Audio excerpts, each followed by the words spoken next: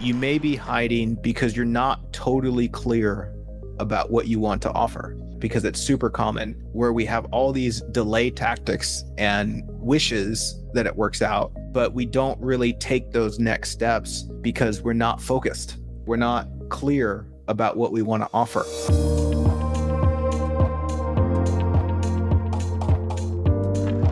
Even though it's not totally clarified, you're hyper-focused on what you want to provide. You don't just want people to come on a walk. You want a very specific type of person to come with you to experience a very specific type of outcome. And that is incredibly important to nurture. Because the question here for me is, in everything that you're saying, how can we communicate this so it speaks to the right person? Because you're going to talk about this and then someone's going to hear it and be like, oh, that's totally me. The next steps, I would imagine, is clearly defining this experience that you want to offer people and who it's specifically for, and then craft a message around that. It's really nice how you just said that. This has to be nurtured in a sense of the clients I would like to work with, the clients which see a solution to their problem, understand what we're talking about here, so that the stuff doesn't get lost in translation. And that truly needs to be nurtured. And this is actually where I seem to fail. I just can't get it on the road. Okay, so tell me, what's the struggle? Maybe courage as well. Like, you go out every day almost, with video, doing that, even though people tell me, you're charismatic, dude, blah, blah, blah. But the inside feels totally different. There's the insecurity there.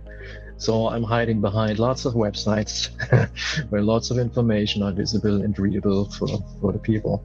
But it doesn't bring me anything because I don't know how to get them there. And I love that you just said that, even though it might sound nice. I love that you said it doesn't bring me anything because it won't.